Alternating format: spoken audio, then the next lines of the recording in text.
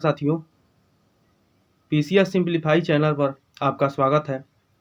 Daily revision series में आइए आज देखते हैं क्या है। तो भारत की प्रमुख जल संधियां देख लेते हैं। तो 9 डिग्री चैनल कहाँ पर है? तो लक्षद्वीप और मिनिकॉय से। 8 डिग्री चैनल किसको अलग करती है? तो मिनिकॉय और मालदीव को। 10 डिग्री चैनल अंडमान और निकोबार के बीच है। डंकन चैनल डंकन पास कहाँ पर है? तो दक्षिणी अंडमान एवं लघु अंडमान के बीच। ग्रेट चैनल सुमात्रा और निकोबार के बीच। पार्क स्टेट कहाँ पर है? पाक स्टेट तो तमिलनाडु और श्रीलंका के बीच। मन्नार की खाड़ी कहाँ पर है? तो दक्षिण तमिलनाडु और श्रीलंका के बीच। कोको चैनल तो उत्तरी अंडमान और म्यांमार के बीच। फिर से देख लेते हैं। 9 डिग्री चैनल लक्षद्वीप और मिनिकॉय के बीच। 8 डिग्री चैनल तो मिनिकॉय और मालदीव के बीच। 10 डिग्री चैनल अंडमान और निकोबार के बीच। डंकन चैनल कहाँ पर है? तो दक्षिणी अंडमान और लघु अंडमान के बीच। ग्रेट चैनल सुमात्रा और निकोबार के बीच। पाक स्टेट तमिलनाडु और श्रीलंका के बीच। मन्नार की खाड़ी दक्षिणी तमिलनाडु और श्रीलंका के बीच। कोको चैनल तो उत्तरी अंडमान और म्यांमार के बीच। आप लोग ज़्यादा से ज़्यादा शेयर करिए, लाइक करिए। आप लोग लाइक तो करते ही नहीं है। आगे देख लेते हैं क्या है। ये देख लेते हैं कुछ साइंस के कुछ टर्म है। पैरासिटोलॉजी तो परजीवी जीवों का अध्ययन। वायरोलॉजी विषाणुओं या वायरस का अध्ययन। बैक्टीरियोलॉजी जीवाणुओं का अध्ययन। एंटोमोलॉजी किसके लिए है? तो कीटों का अध्ययन। मिरेमिकोलॉजी तो चींटियों का अध्ययन। मैल्कोलॉजी तो मोलस्का और खोलों का अध्ययन। इक्थियोलॉजी तो मत्स्य की रचना संरचना कार्यकी इत्यादि का अध्ययन। सर्पेटोलॉजी तो सर्पों का अध्ययन। हार्पेटोलॉजी तो भयचरों तथा सरीसृपों का अध्ययन। ऑर्निथोलॉजी तो पक्षियों का अध्ययन। डर्मेटोलॉजी तो त्वचा तथा इसके रोगों का अध्ययन। ट्रोपोलॉजी तो पोषण एवं पोषण एवं पोषण विधियों का अध्ययन। टेटोलॉजी तो उपार्जित लक्षणों का अध्ययन। फिर से एक बार देख लेते हैं। तो पैरासिटोलॉजी तो परजीवी जीवों का अध्ययन। वायरोलॉजी तो विषाणु वायरस का अध्ययन। बैक्टीरियोलॉजी तो जीवाणुओं का अध्ययन। एंटोमोलॉजी तो कीटों का अध्ययन। मिरेमिकोलॉजी तो चींटियों का अध्ययन। मैल्कोलॉजी तो मोलस्का और खोलों का अध्ययन। इक्थियोलॉजी तो मत्स्य की संरचना कार्यकी इत्यादि का अध्ययन। सर्पेटोलॉजी तो सर्पों का अध्ययन। अब आगे देख लेते हैं क्या है। देखिए सीआर क्या होता है। तो सीआर का उपयोग कब किया जाता है? तो आरबीआई द्वारा अर्थव्यवस्था में धन के प्रवाह को नियंत्रित करने के लिए किया जाता है। तो किसका प्रयोग? तो कैश, इसको सीआरआर क्या बोलते हैं? तो कैश रिजर्व रेशियो भी बोला जाता है इसका इंग्लिश में। तो इसको क्या होता है, किस लिए होता है? तो आरबीआई द्वारा अर्थव्यवस्था में धन के प्रवाह को नियंत्रित करने के लिए किया जाता है। यह उस धनराशि को नियंत्रित करता है जिसे बैंक उधार दे सकता है। क्या करता है? तो बैंक इसको उधार दे सकता है। अब एसएलआर जान लेते हैं क्या होता है। तो यह क्या करता है? एसएलआर का उपयोग यह सुनिश्चित करने के लिए किया जाता है कि बैंकों के पास अपने ग्राहकों को मांगों को पूरा करने के लिए पर्याप्त धन हो। अब गर्म दल और नरम दल देख लेते हैं। तो गर्म दल के सदस्य तो कौन कौन थे? तो लाला लाजपत राय, बाल गंगाधर तिलक, बिपिन चंद्र पाल, अरविंद घोष। नरम दल के सदस्य कौन थे? तो दादा भाई नौरोजी, फिरोज शाह मेहता, दिनसा वाचा, व्योमेश बनर्जी, एसएन बनर्जी। तो गर्म दल में कौन कौन थे? तो बाल पाल, बिपिन चंद्रपाल, अरविंद घोष। ठीक है। और नरम दल में कौन कौन थे? तो दादा भाई नौरोजी, फिरोज शाह मेहता, दिनेश वाचा, व्योमेश बनर्जी, एसएन बनर्जी। आगे देख लेते हैं। गोपाल कृष्ण गोखले तो किसमें थे? तो नरम दल में थे। एमजी रनाडे।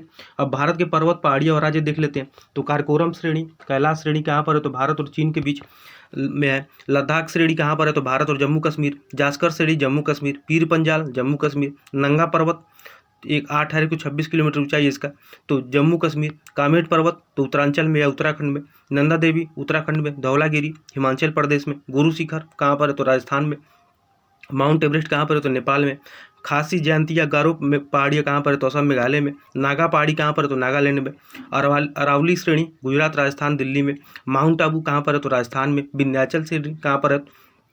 तो मध्य प्रदेश में। सतपुरा पहाड़ी कहाँ पर है? सतपुड़ा तो मध्य प्रदेश में। महादेव पहाड़ी धूपगढ़ मध्य प्रदेश में। महाकाल पहाड़ी अमरकंटक मध्य प्रदेश। राजमल पहाड़ी कहाँ पर है? तो झारखंड में। सतमाला पहाड़ी महाराष्ट्र में। अजंता श्रेणी महाराष्ट्र में। महेंद्रगिरी पहाड़ी तो उड़ीसा में। महाबलेश्वर पहाड़ी तो महाराष्ट्र में। नीलगिरी पहाड़ी तमिलनाडु में। अन्नामलाई कहाँ पर है? तो तमिलनाडु में। छोटा नागपुर का पठार कहाँ पर है? तो झारखंड में। बुंदेलखंड का पठार कहाँ पर है? तो मध्य प्रदेश और उत्तर प्रदेश में।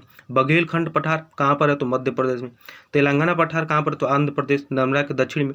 और मैसूर पठार कहाँ पर है? तो कर्नाटक में। दो बेटा केरल तमिलनाडु में। इलायची पहाड़ियाँ केरल तमिलनाडु, जिसे क्या कहा जाता है?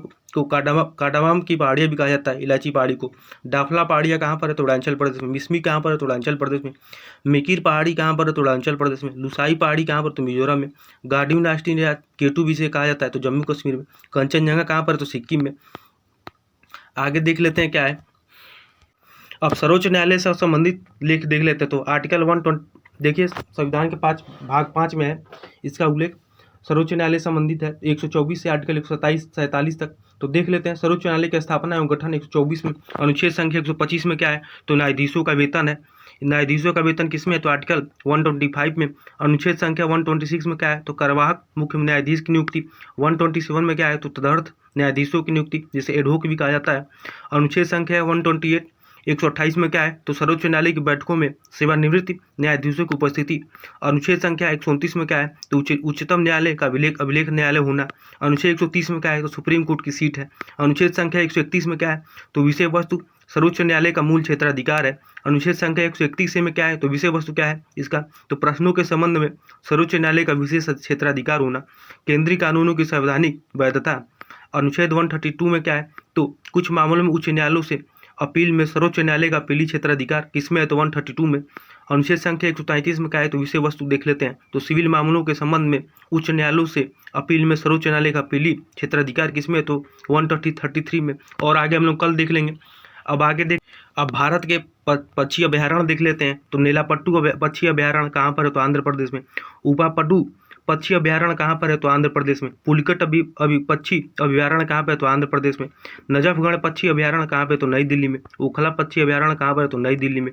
गंगा वन्यजीव अभयारण्य कहाँ पर है, तो उत्तर प्रदेश में। नल सरोवर कहाँ पर है, तो गुजरात में। भीड़वासा वन्यजीव अभयारण्य कहाँ पर, तो हरियाणा में है। खपरवास वन्य जीव अभयारण्य कहाँ पर, तो हरियाणा में है। बोतल पक्षी अभयारण्य कहाँ पर, तो कर्नाटक में है। काला गांडू पक्षी अभयारण्य कहाँ पर है, तो कर्नाटक में है। मगडी पक्षी अभयारण्य कहाँ पर, तो कर्नाटक में। रंगाथिट्टू पक्षी अभयारण्य कर्नाटक में। काला करकुलुंडी पक्षी अभयारण्य कहाँ पर है, तो केरल में। कुमारकम पक्षी अभयारण्य कहाँ पर है, तो केरल में। मंगलवनम पक्षी अभयारण्य कहाँ पर है, तो केरल में। इसके आगे हम लोग कल देखेंगे, ठीक है। तो आज के लिए इतना ही। आप लोगों को अच्छा लगे तो ज़रूर लाइक एंड शेयर करिए, सब्सक्राइब करिए, ज़्यादा से ज़्यादा लोगों को जोड़िए, ठीक है। आज के लिए इतना ही। बहुत बहुत धन्यवाद।